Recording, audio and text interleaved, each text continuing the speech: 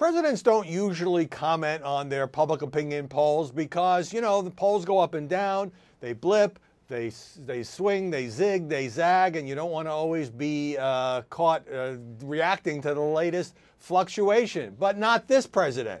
Now, the latest round tied to the first 100 days, not great for Donald Trump, although he doesn't think so. We'll get to that in a second. So there's two big polls out. NBC Wall Street Journal, 45% say the president's off to a bad start.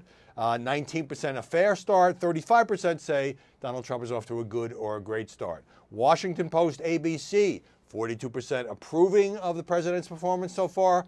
53% disapproving. But here's the caveat, and both polls reflect this. So in the Post ABC poll, for example, 94% of the people who voted for Donald Trump are still supporting him. Only 2% say they regret their vote.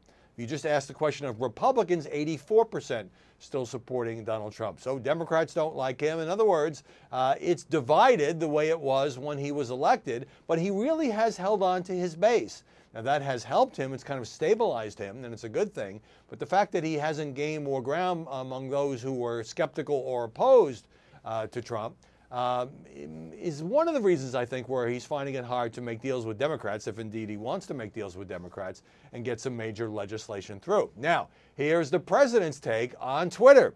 One, he said, two new polls released yesterday, ABC and NBC, while containing some very positive information, were totally wrong in general election. Well, that's not quite right. Obviously, nobody expected Trump to win the general election. Polls were a little bit off, particularly in certain key states, but they showed a tight race, and Hillary Clinton, as you recall, won the popular vote. Here's another Trump tweet. New polls out today are very good, considering that much of the media is fake, capital letters, fake, and almost always negative. Would still beat Hillary in popular vote. Well, he didn't last time. He might now. It's hard to say.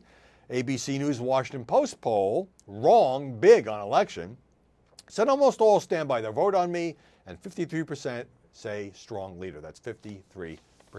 So with presidents doing what all politicians and campaigns do, he's cherry picking to find the best. You know, there were some good numbers where he's seemed to have some good qualities. Overall, this is not great. But I would argue that we live in a hyper-partisan culture now, and that no president in the future is going to have the big numbers that recent ones have.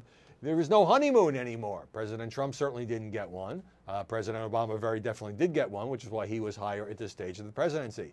But on this ridiculous, to use the president's word, ritual of the media grading the first 100 days, not just in polls, but in all the pundit talk and assessments of how he is doing, the president himself fully engaged. Saturday night, that marks the 100-day mark. He will be in Harrisburg, Pennsylvania, at a rally. Just happens to be the same night as the White House Correspondents' Dinner that he's blowing off and that his staff is not attending. You know, this president is a very good counterpuncher. He's also a good counter-programmer. He wants the attention to be on him. And he's also doing a couple of interviews with CBS around the 100-day mark, and not on a bunch of journalists and a comedian making fun of him. Which do you think will get more attention? A dinner with fewer celebrities and without the president as the star attraction, or the president at a rally in Pennsylvania? I think you know the answer to that, and it's just so fascinating the way in which he says he doesn't really care about the 100-day thing, but his actions suggest that he wants to steal that spotlight when we reach that milestone and put his own take on events. And as for the dinner, you probably don't care that much about it anyway.